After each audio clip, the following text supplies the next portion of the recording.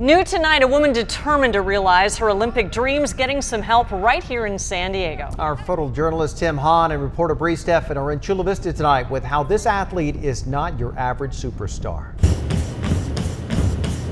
Amy Dixon runs to her own beat. Tap, tap, tap. I can't believe what a journey it's been. Not just a runner, a cycler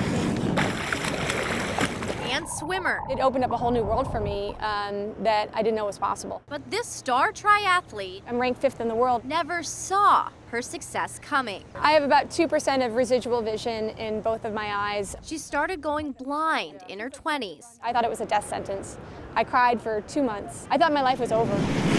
She didn't realize I can do my starfish imitation. her life I'm really good. was just getting started. The pool was the start, and I just started doing 10 laps, which felt like 10 miles. I started hopping on a stationary bike at the YMCA where I live. Finally got brave enough to try out the treadmill, holding on for dear life.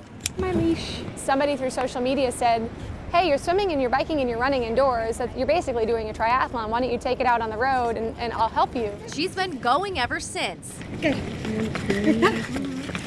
did my first triathlon 3.5 years ago. We use a tandem bike where they pilot the front and I ride the back. This bird has a death wish. Click, right, down. Nice job. The words blind and triathlon certainly didn't even seem to appear in the same sentence to me. Now she's hoping they get her gold in the Paralympics. I am training and racing towards Tokyo in 2020. A goal that shows everyone dreams can be clear, even if you are blind. You don't need sight to have vision.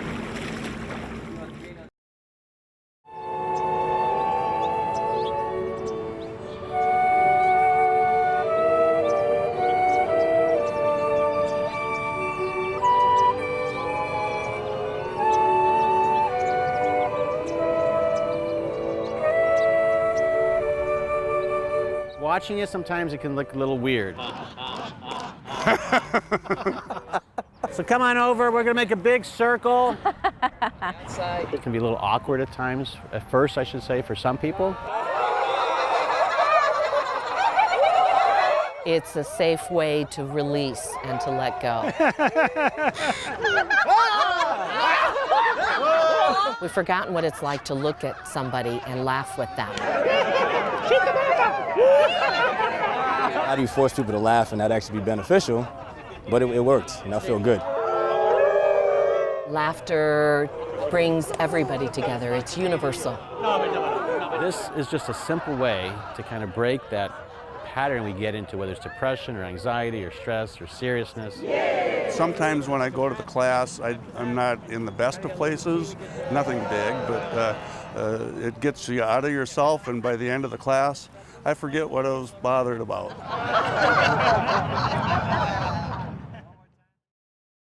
A safe place to sleep at night. It's something that many of us take for granted, but 9,100 people in San Diego County are homeless. Yeah, and dozens of families are now putting their cars in park in Kearny Mesa. They're sleeping there for the night.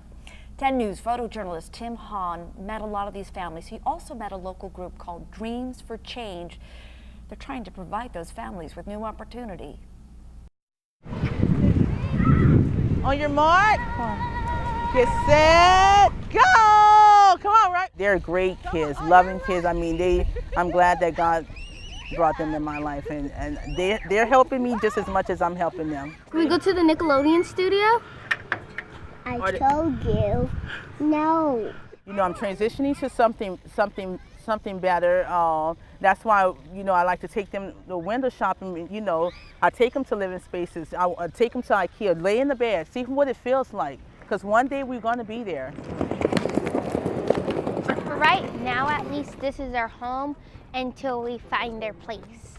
Your lease is coming up. Your landlords decide that they're going to increase your rent, and it's outside of what you can afford in your budget. It's really sad, but you know. It's an unfortunate event, but here we are. We're a local nonprofit here in San Diego that works with around homelessness and homeless prevention type services. So our goal is to really build upon the asset of their car that they're staying in and to stabilize them and move them forward into housing. It's not the most comfortable thing in the world, but it's sustainable until we get gainful employment and move into the real world. Having a place like Dream for Change to come to is safe and comforting, I would say. When it's 9 o'clock, we pretty much all have to go to our cars. Works for kids, not for adults. I put classical music on to, soothe them. Here you go, come on. She tells us one day we will have our home, one day we will have our own place to stay, and we don't have to worry about anything ever again because God will have us in His hands. So I have a lot of faith and hope that He will take care of us.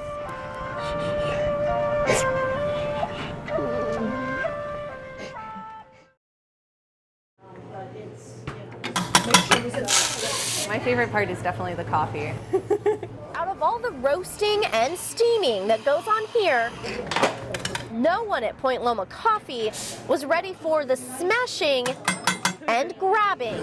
And I couldn't speak for the first few seconds. I just looked at it and looked at them, and they said, "We don't know it was like this when we got here." A break-in right before it opened. Something that went wrong on Thursday mornings. We have to get a new door, grab the cash box, and left. But thousands of dollars in damage won't stop them. You gotta make good things out of bad. Do you have any paint?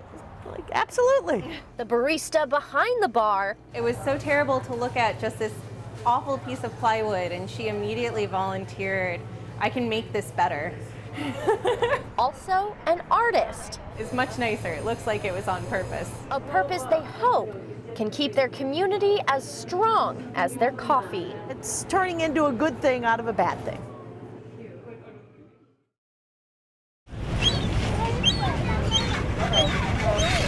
That's pretty cool.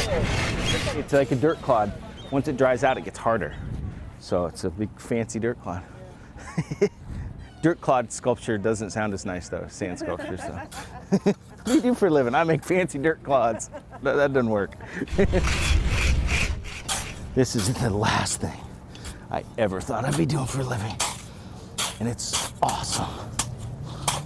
Some contests obviously are better than others, and this is one of the best in America. See the neighborhood? It's called Out of Reach. This is my wife, 6 out of 7 days. Sorry, are the hands all male? No, male and female. Male and female. It's an enchanted medium. It's really magical. Because it's not permanent, it's freeing. You can experiment. I can play, just like working at the beach.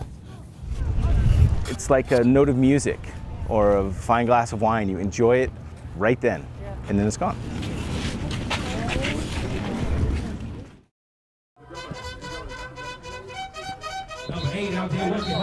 This will be a team victory. My oldest son's name is Gabriel, and he plays for the Bonita football team. Giving it back to Trevor, and we're throwing it back here. You guys got it?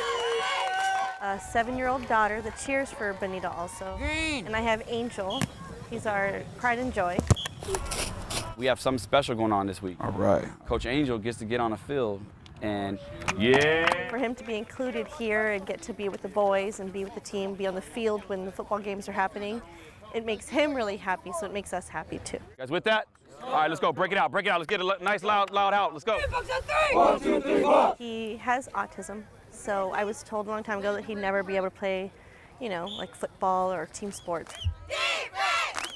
Football's a game of emotion, and when little Coach Angel comes on the sideline, it just steps our game up another level. When they came up to me last weekend and kind of said, "Hey, guess what? We're gonna suit him up. He's gonna be in the team. He's gonna score a touchdown." I started crying, and I was like, I couldn't believe it, and it's just amazing. The boys lost their grandpa at the end of last year. He always said Angel can do things, and when people would tell us Angel can't do something, he'd be like, "Yes, he can. Why do you say that? He can do it. He can do it." So, this is a special moment for us, and I'm sure he'll be watching them. Touchdown, Angel!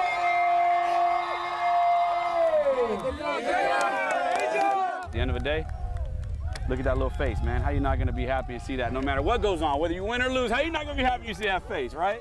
Appreciate you, man. Hey, good job, little guy. Bro, what a beast. Good job.